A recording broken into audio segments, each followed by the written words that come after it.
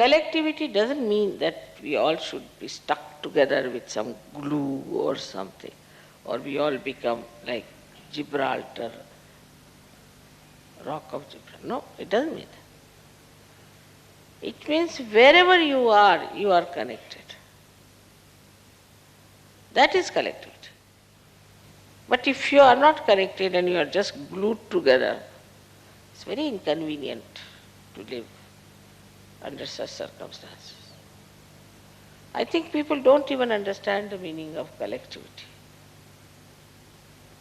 Where there's not the other, ananya, where there's not the other, there's no other personality. These personalities are separated from you because of left and right, or could be both. But you are yourself fully when you are absolutely detached and your Kundalini is dancing. You are alone and never alone.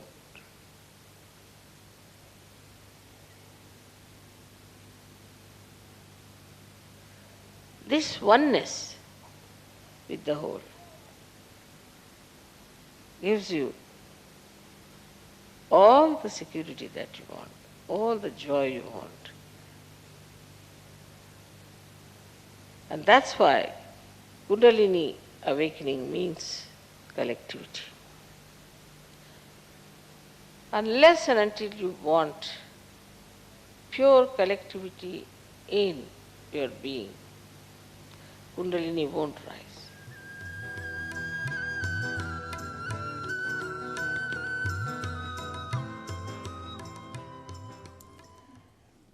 So now, let us see how do we miss out on collectivity. It's a very practical, down-to-earth understanding. First, we must know without collectivity we cannot exist. As the body has to be in connection with the brain, in the same way, without collectivity, Sahaja Yoga cannot exist.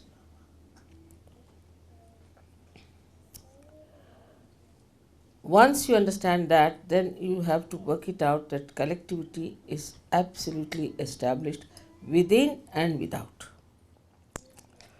I do not know what thing comes first in the human mind about another person. But the first thing is that these are your real relations. And nobody else are your relations. These children are your children, and these men are your brothers, and these ladies are your sisters, and we are one big family together. We are part and parcel of one body. As this hand cannot hit another hand, thank God it doesn't think. Otherwise, as human beings, they might start thinking against another hand. But they don't, because they are connected to one brain activity.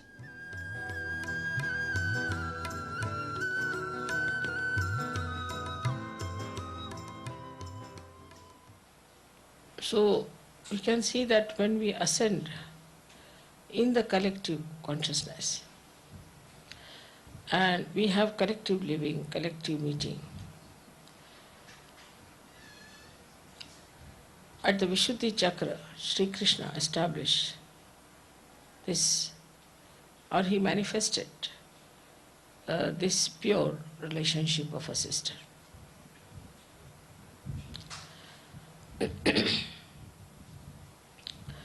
In a collective life that we have, in the ashram where we live, where we move about at Sahaja, if we do not have this basic principle within us, there will be a chaos, complete chaos.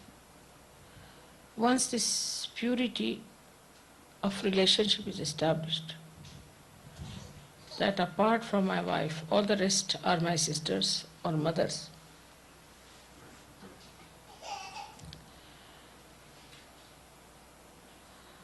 it cannot be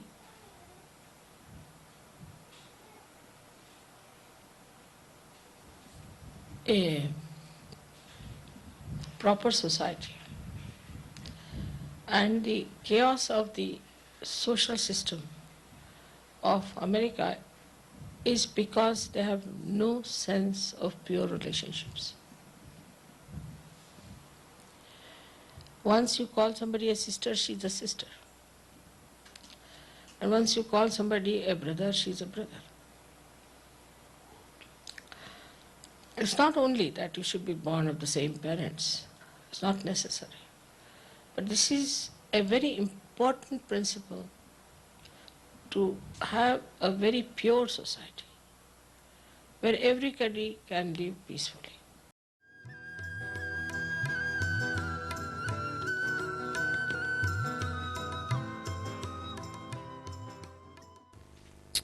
Think of the tree which is, say, in a turmoil or during earthquake. It won't grow. When the earthquake stops, everything becomes quiet, everything is peaceful, then only the tree can grow. In the same way, our growth can only take place if we are peaceful within ourselves. So, for a Kundalini growing wider and wider and rising higher and higher, first thing is we must have peace within ourselves. But this peace is possible if you can make really peace with others. If you cannot make peace with others who are in Sahaja, who are in the collective, if you are in a turmoil, this Kundalini can never rise. That is why collectivity is so important. Without collectivity, your Vishuddhi cannot open. And without collectivity, you cannot have the growth of your spirituality. If the growth of the spirituality, as they say, the tree of life is upside down and the roots are in the brain. And this Kundalini has to go and water that brain. As we water the roots, then it starts flowing downward. And that's how we start expanding.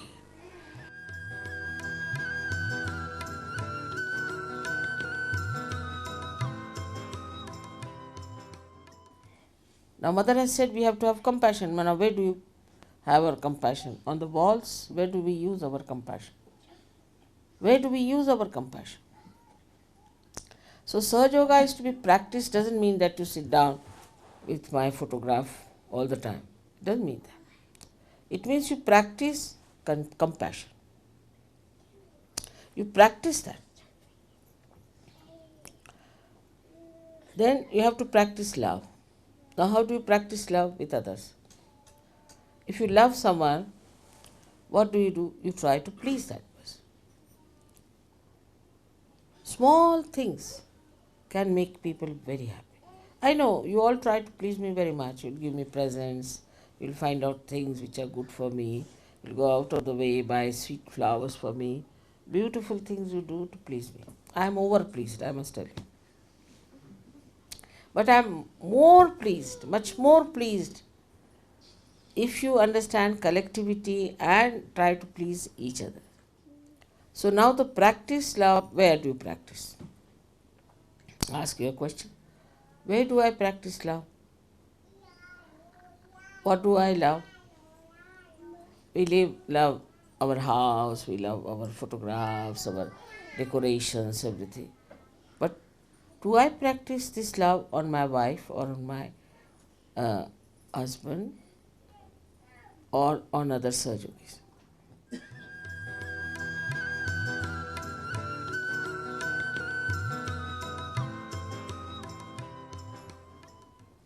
In our search culture, we have to practice compassion and love.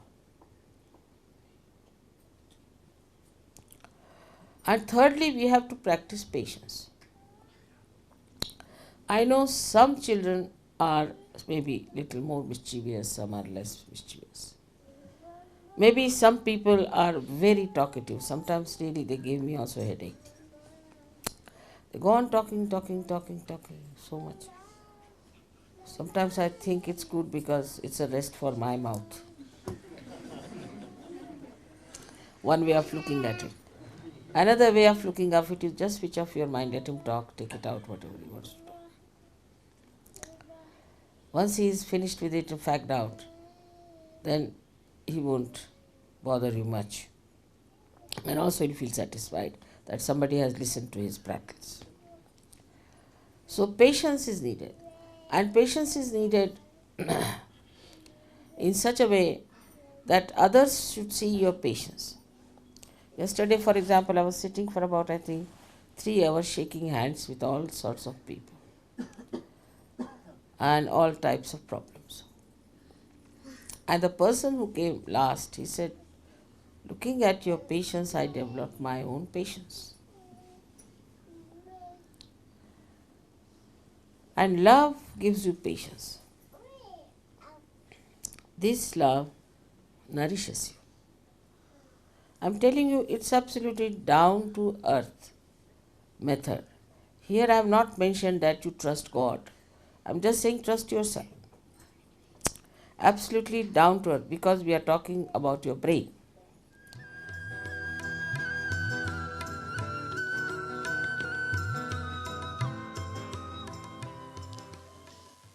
So today's understanding should be that we all should become collective from inside.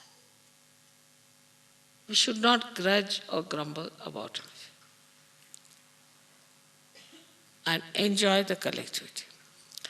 But the second side of collectivity is this, that do not try to exploit the collectivity. Otherwise, you'll be in trouble. Like I've seen some people don't know how to use their bathrooms. When you are collective, you have to be respecting the collectivity of others. By your presence, another person should not by any chance suffer, or should not feel in any way insulted or inconvenienced. So when you are in the collective, it should be such that another person should enjoy your company, enjoy your being there. That's something where there is no problem.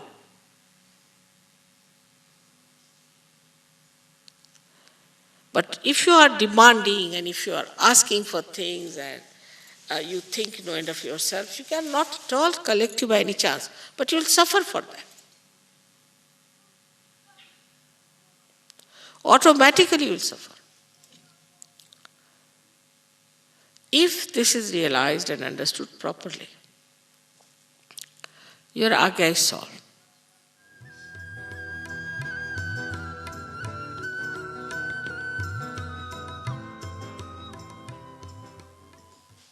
Like anger.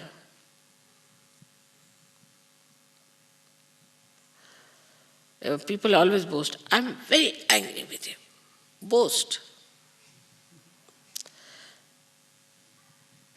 But just make that anger into forgiveness. And you'll see the person, instead of you getting into problems, he will get into problems. Anger will upset you, but forgiveness will upset him automatically. It's the biggest weapon you have got is to forgive. And this is shown in Buddha's character throughout. Now we have been saying that we have to forgive everyone. But we don't practice that. Small things like mad people we remember. Only I had heard that snake has this capacity to remember if somebody has hurt him. But here I find human beings have no less capacities. Whatever has happened 13 years back, 15 years back, they all remember each and everything. Whatever has hurt them. But how they have hurt others, they don't remember. How they have been nasty to others, don't remember. Because this is a human mind which has got the ego. It can go on hurting others, it doesn't feel anything. And the superego which goes on receiving all the hurts and always complaining about it.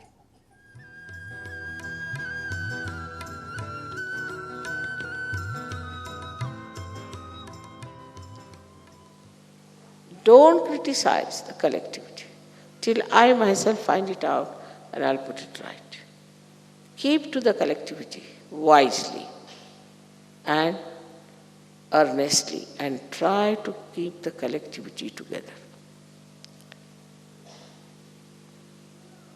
Try to help to keep the people collective, to enjoy together. Don't criticize each other. Only criticize yourself if you are in the habit of criticism. Better criticize yourself is better, because these are habits also. People, especially I have seen people in the West, they react to everything. If they see this carpet, oh, I don't like it. But this is not yours, you have not paid for you. What have you got to do with it? No, I don't like it. But it's not yours. What's the question? It's lying here. Why should you be so upset about it? I don't like that person. I don't like that dress. Who are you? I don't like. This is not allowed in Sahaja. I don't like. There is a way of saying things. But there is no need to say anything whatsoever.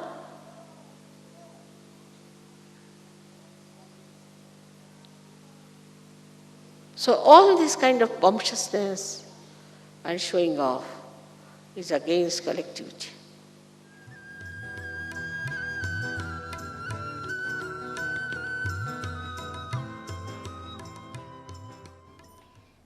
So try to appreciate everything. Children are producing pictures, paintings anyway. They make sometimes my face is very funny when they draw. Not the children, even grown-ups. Doesn't matter. I appreciate it. It's very good, wonderful, very nice. To encourage that person. So criticism should go out of our mind, but appreciation should be practiced. Appreciation of others' children, appreciation of other people is very important. But that doesn't mean that you appreciate all others and torture your wife or torture your husband. That also is an imbalance. First responsibility is your family, but you should appreciate others. And this comes when you have no jealousies about anyone. This jealousy, I don't know from where it comes. I don't know this quality of jealousy, why there is jealousy. So also if you have jealousy, you have to use it for the right purpose. And what is the right purpose is that you should be jealous of a person who is spiritually higher than you. And you practice it that you become better. If jealousy is for competition, then you compete with a person who is more compassionate, more loving, more sacrificing, more patient. So this competition becomes a very healthy competition and the collectivity becomes very nourished.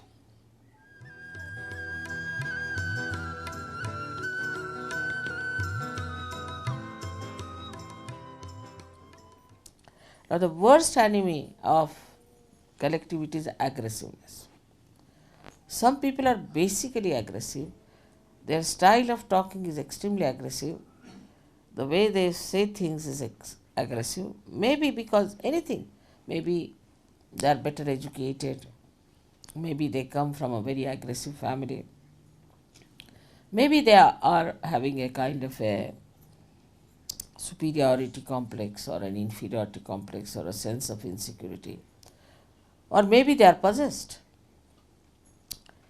They try to dominate and show their very strong feelings towards people of superiority. They may be inferior. It's not necessary, but they do. And this is something is to be curbed. So what you have to practice here is humility. Try to be humble. Humility is that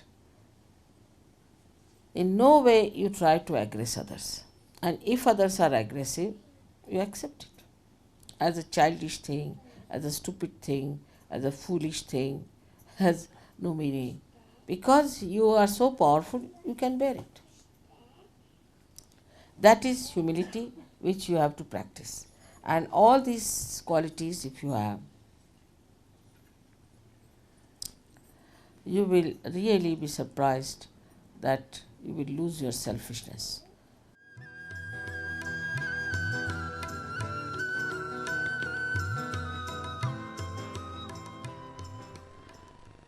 Only way to grow is to be collective. There's no other way out. If people think that by staying away from ashrams, alone living somewhere, they will achieve much, that's not the way Sahaja Yoga is meant. Formerly, people used to go to Himalayas, and most of them were separated, and only 1 or 2 persons were chosen for spiritual growth. Here it is not question of spiritual growth. It's a question of your collectivity growing in you. That is how you become a person who is collective, who enjoys collective, who works on collective and lives with collective. Such a person develops new kind of powers. And these powers are such that they are very subtle, but they penetrate into any molecule, atom, or human beings anywhere. And their penetration is only possible if you have a temperament which is collective. Without being fully collective, you cannot achieve that height which is very necessary today for Sahaja Yoga.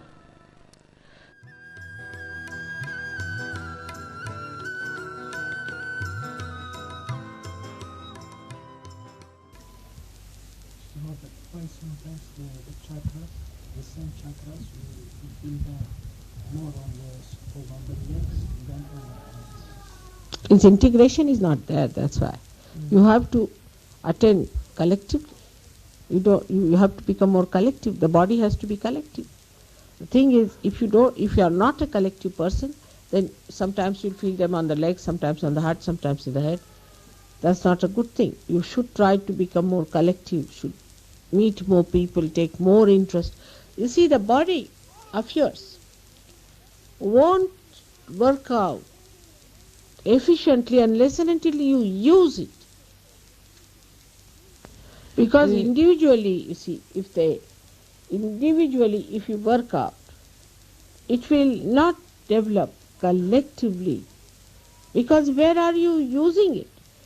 You are correcting yourself to give it to others. And if you don't give it, if you do not work it out in a collective way, there's no circulation.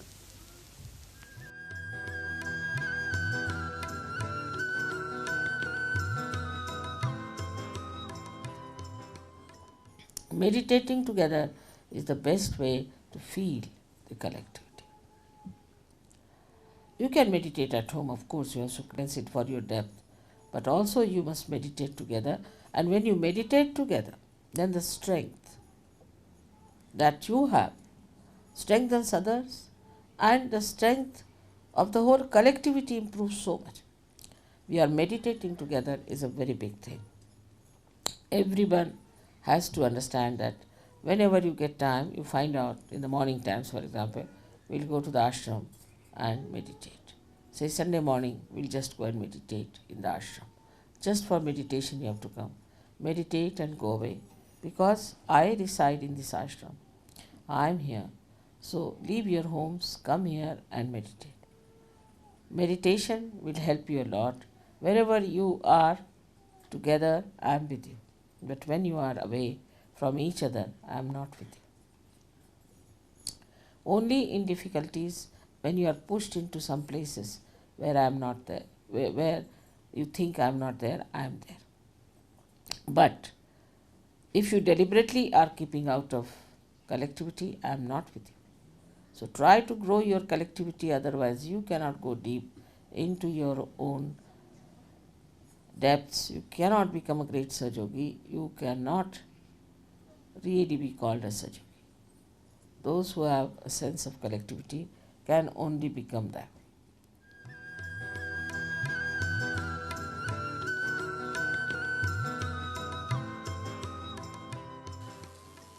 Sangam Sharanam Gacchami. Sangha means collectivity. I surrender myself to the collectivity.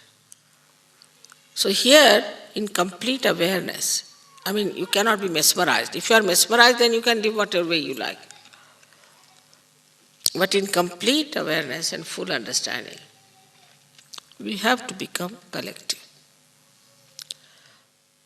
But once you are without ego, means you have surrendered yourself. No one can cheat you. Can you understand that? No one can cheat you. Because there is some higher force which is looking after. This is the way we should understand Buddha. This is, we should know our Buddha qualities. This is how our ego can be dissolved. When you say, Mother, we surrender to you, that just means that you give this horrible ego a complete holiday. It means that. That is how this ego disappears. And I think all your just now, ragas are open out, most of you, somehow. And then you laugh at everything. You make fun of yourself. Just enjoy everything.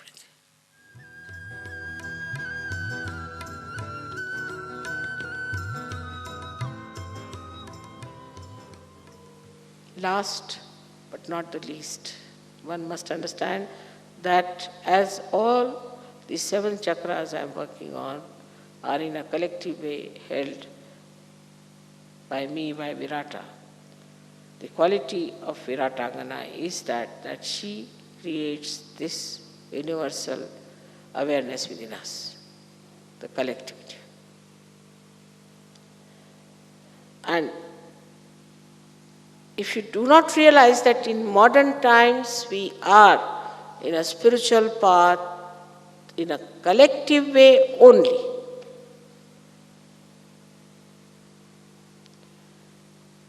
this is what it is. Because we have reached to the state of Sastra. And here we have to have a collective working only. There's no other way out. This is the most important point we must know. If we cannot be collective, because of anything, jealousy maybe, inferiority complex, maybe anything which is coming from behind, like a worm crawling up, then know that something wrong with you, nothing wrong with the collectivity. I hope you'll understand my vision and you'll stand by me. And you'll come up to that. I depend on you entirely for my vision. We have to change this whole world into a beautiful place.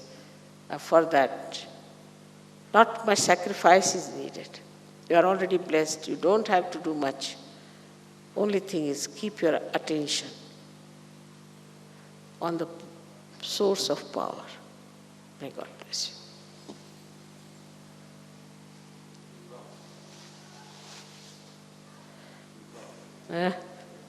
Thank you. Patya says we promise. Will you all say that?